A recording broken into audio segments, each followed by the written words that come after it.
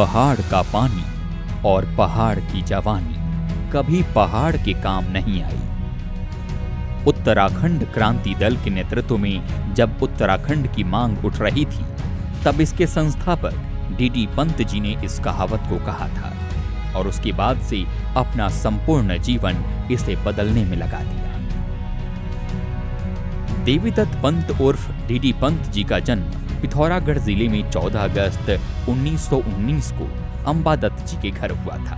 पेशे से एक वैद्य की अंबादत्त जी को तब शायद ये बात समझ में नहीं आई थी कि उनके घर जन्मा ये नन्हा सा बालक इतिहास रचने वाला है। घर की माली हालत खराब होने के बावजूद अंबादत्त जी ने अपने बेटे को उनके प्रारंभिक पढ़ाई के लिए कांडा भेज दिया। बाद में वो भारतीय हिंदू यूनिवर्सिटी से भौतिकी में एमएससी करने के बाद महान भौतिक शास्त्री और नोबेल पुरस्कार से सम्मानित डॉक्टर सीवी रमन जी के साथ उनके रिसर्च सेंटर में शोध कार्य में जुट गए और अपने कुशल व्यवहार, ज्ञान और निष्ठा के दम पर डीएसबी कॉलेज नैनीताल में पहले एक पदाध्यक्ष और फिर वहां के प्राध्यापक के तौर पर रहे। सरकार से मिले नकारात्मक रवैये के बावजूद डीडी पंत जी ने हार नहीं मानी और वहां के शोध कार्यों में भी काफी उन्नति कराया। एक मशहूर कहावत है, नहरें बनाने वाले ये भूल जाते हैं कि नदियां अपना रास्ता खुद तलाश कर लेती हैं। भारत में विज्ञान को एक अलग स्थान दिलाने का ध्येय लिए पंत जी ने इसी विचारधारा के अनुभूत दूसरे विश्व युद्ध के टूटे फूटे कबाड़ों को जुटाकर वहां लैब के उपकरणों का निर्माण किया और इस प्रकार से वहां के छात्रों को शोध करने का एक स्थान दिया। पंत साहब इसके बाद भी नहीं रुके। विज्ञान को भारत में एक विशिष्ट जगह देने और पहाड़ी लोगों के बीच शिक्षा के महत्व को बढ़ाने की उनके जिद ने उन्हें कुमाऊं यूनिवर्सिटी पहुंचा दिया, जहां वो करीब 4 सालों तक कुलपति के पद पर नियुक्त रहे।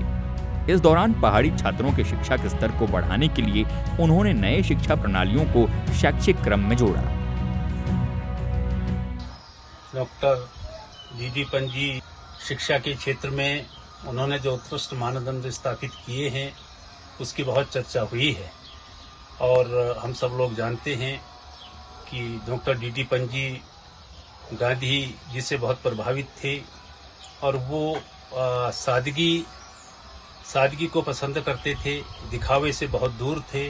एक ऐसा व्यक्ति जिन्होंने उत्तराखंड का नाम न केवल देश में बल्कि दुनिया में रोशन किया, वो एक बहुत बड़े साइंसदान रहे जिनका एक अभूतपूर्व योगदान साइंस के क्षेत्र में रहा।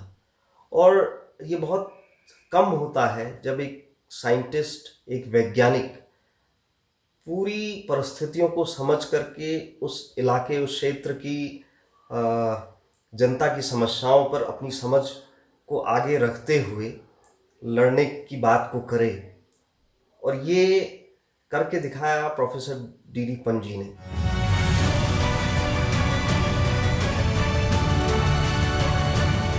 वक्त के साथ साथ पूरे पहाड़ी प्रदेश में एक अलग राज्य की मांग उठने लगी थी। सालों से सत्ताधारियों के हाथों शोषित होने के बाद हर पहाड़ी एक अलग राज्य की मांग करने लगा था, जहां उनके अपने अधिकार, अलग नीतियां और अपनी बात रखने की एक जगह होती। पंत जी को भी इस बात का आभास हो चुका था कि अब अगर पहाड़ के लोगों को समृद्धि की राह पर ले जाना है तो उनका एक अलग राज्य होना जरूरी है।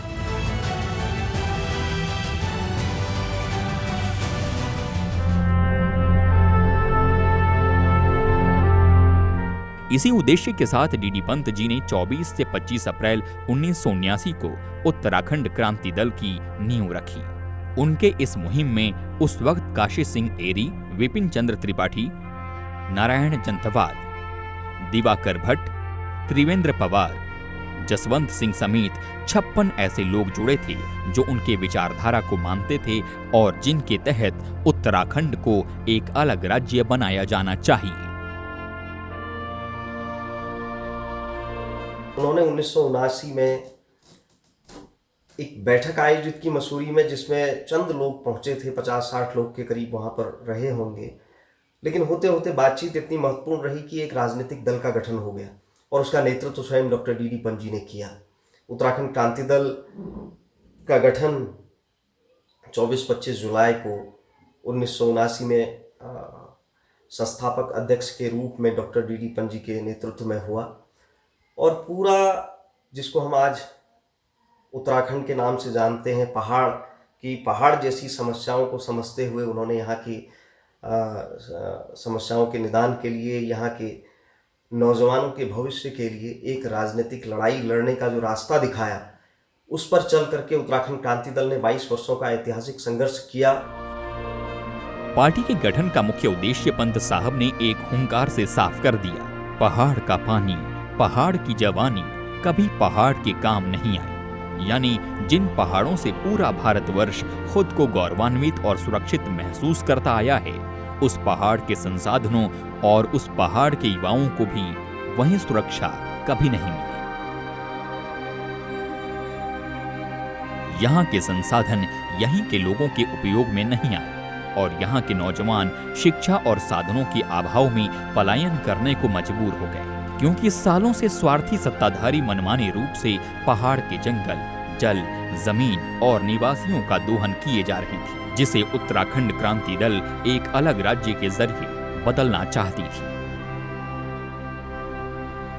इसके लिए डी पंत जी का ये मानना था कि सीमांत हिमालयी क्षेत्रों के विकास को दोहन नहीं, बल्कि वैज्ञानिक तरीके से यहाँ की जरूरतों के मुताबिक नीति बनाने की आवश्यकता है। और ये तभी मुमकिन है जब इन पहाड़ों को एक अलग राज्य की पहचान मिले और यहाँ की बागडोर यहीं के लोगों के हाथों में आए, जो इन पहाड़ों को अपना घर मानते हों, न कि अपने स्वार्थ आपूर्ति का स्थान। उत्तराखंड राज्य की जिस परिकल्पना को उन्होंने किया, उसमें उन्होंने रिन्यूएबल एनर्जी, सस्टेनेबल डेवलपमेंट और जो यहाँ का पानी है, उस पानी का जो संसाधन है उसका सदुपयोग प्रकृति के साथ तादात्म्य स्थापित करते हुए यहाँ की इकोनॉमी को सुदृढ़ करने की बात कही। उन्होंने छोटी जल विद्युत परियोजनाओं की बात कही थी और वो एक ऐसा समाज बनाना चाहते थे जहाँ भाईचारा भी हो और एक हिमालय जो प्रकृति का संरक्षण भी हो। इसी विचारधारा के साथ उत्तराखंड क्रांति दल की नींव पड़ी और विज्ञान के सीधे साधे प्रोफेसर पंत जी कई लोगों की प्रेरणा के स्रोत बन गए। उनके मार्गदर्शन में हजारों लाखों लोग उस सपने को देखने की हिम्मत कर रहे थे जिसके बारे में उन्होंने कभी सोचा भी नहीं था, एक अलग राज्य का सपना। लेकिन ये राह आसान नहीं थी। पंत जी कई आंदोलनों में शामिल हुए और अपने पहाड़ी भाई बहनों को जेल जाते और उनके लहू को बहते देखा। उनके आंखों के सामने 42 लोगों ने शहादत दिया, केवल अपने एक राज्य के सपने के लिए। इस राज्य की मांग के लिए 42 शहादतें देनी पड़ी। एक बहुत बड़ा संघर्ष उत्तराखंड की जनता ने, यहाँ के नौजवानों ने, यहाँ के बेरोजगारों ने, हमारी माताओं बहनों ने, कर्मचारी ने सड़कों पर लड़ा। लेकिन ये उनकी दूरदृष्टि, उनकी समझ थी कि उत्तराखंड की पहाड़ सी समस्याओं का समाधान एक अलग राज्य के बिना संभव नहीं है। लेकिन गांधी जी के सिद्धांतों पर चलने वाले पंत जी इतने जल्दी हार नहीं मानने वाले थे। वो हमेशा कहते थे कि अगर आप अपने विचारों पर दृढ़ रहे तो हताशा, निराशा और दुख मुश्किल से मुश्किल हालात में भी आपको नहीं घेरेंगे। एक उज्जवल भविष्य के लिए वो अपने उद्देश्य से भटके नहीं और इस जंग को जारी रखा और आखिरकार उन्हें सफलता मिली। 9 नवंबर 2000 को उत्तराखंड के रूप में एक अलग पहाड़ी राज्य की नींव पड़ी। पूरे उत्तराखंडियों समेत उत्तराखंड क्रांति दल को लगा कि अब पहाड़ी लोगों की तकदीर बदलेगी, उनके लिए नौकरी के अवसर बनेंगे, उन्हें बाहर पलायन नहीं करना पड़ेगा, उनकी जीवन शैली भी अन्य राज्यों की तरह बेहतर होगी। पंत जी ने भी कुछ यही सोचा था। गैरसैंण को उत्तराखंड की राजधानी बनाने के साथ साथ अपने इस सपने के राज्य को लेकर प्लान्स तैयार किए थे। लेकिन सरकार ने फिर से अपने स्वार्थ का परिचय देते हुए उत्तराखंड क्रांति दल के दशकों की मेहनत को जाया जाने दिया। देहरादून को अस्थायी राजधानी बनाकर और जनता विरोधी नीतियों को लागू कर एक झटकी में पंत साहब समेत सारे उत्तराखंडी खुद को ठगे हुए महसूस करने लगे। दुख है कि राज्य बनने के बाद जिस जिस परिकल्पना को डॉक्टर पंत ने रखा था कि किस प्रकार से उत्तराखंड बेहतरी की ओर बनेगा, उसके बजाय जो विकास का मॉडल रखा गया है वो लूट खसोट का मॉडल ही रखा गया और प्रकृति के साथ तादात्म्य स्थापित करके जनता को इकट्ठा करते हुए आगे बढ़ाने की जो बात थी वो नहीं हो पाई और आज भी उत्तराखंड की जनता उस ओर देख रही है। और फिर आई वो तारीख जिसके लिए कोई तैयार नहीं था। 90 साल के पंत जी ने 11 जून 2008 को अपने आवास स्थान पर अंतिम सांस ली। एक समृद्ध उत्तराखंड का सपना अपनी आंखों में लिए ही वो इस दुनिया को अलविदा कह गए। आज डीडी पंत जी को गुजरे 12 साल हो गए और उत्तराखंड को बने 20 साल। क्या इसी उत्तराखंड का सपना डीडी पंत जी और उत्तराखंड क्रांति दल ने देखा था? राज्य बनने के 20 साल बाद भी सरकार के पास राज्य नीति, शिक्षा नीति, स्वास्थ्य नीति, पर्यटन नीति आदि नहीं है जिससे राज्य आगे बढ़ सके। जंगलों को नीलाम किया जा रहा है। पंचेश्वर जैसे विनाशकारी बांध बनाने की योजना को अनुमति मिल रही है और उत्तराखंड के निवासी मजबूर होकर मूक दर्शक बने सब देख रहे हैं। राज्य बनने के 20 वर्षों के बाद जैसी परिस्थितियां हम सब लोग देख रहे हैं वो बहुत अच्छी नहीं है। भ्रष्टाचार चरम पर है।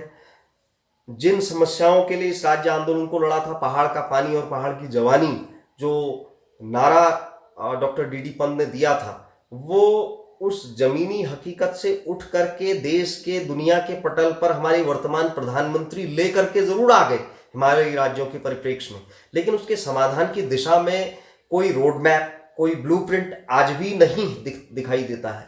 ये तभी संभव होगा, मैं समझता हूं, जब हम प्रोफेसर डीडी पंत जी के समझ के साथ, उनके आदर्शों पर, उनकी विचारधारा, उनके मूल्यों के साथ उस संघर्ष को अनवरत आगे बढ़ाते रहें। कैसी विडंबना है, जिस राज्य के लोग और संसाधनों का शोषण आज भी हो रहा है, उसी राज्य में आकर हमारे प्रधानमंत्री अपने भाषण में पहाड़ का पानी और पहाड़ की जवानी का जिक्र करते हैं।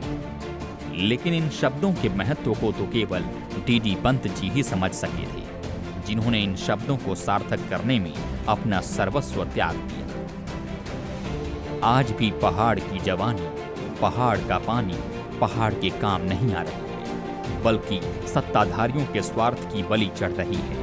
तो चलिए आज डीडी पंत जी के 12वें पुण्यतिथि के अवसर पर हम सभी ये संकल्प लें कि उनके इस सपने को पूरा करेंगे और उत्तराखंड क्रांति दल के साथ मिलकर उत्तराखंड की तरक्की को एक नए राह पर ले जाएंगे, ताकि पहाड़ का पानी और पहाड़ की जवानी पहाड़ के काम आए और डीडी पंत जी का वो सपना सच हो जिसमें पलायन नहीं, बेरोजगारी नहीं, गरीबी नहीं, अशिक्षा नहीं, है तो केवल समृद्धि और संपन्नता।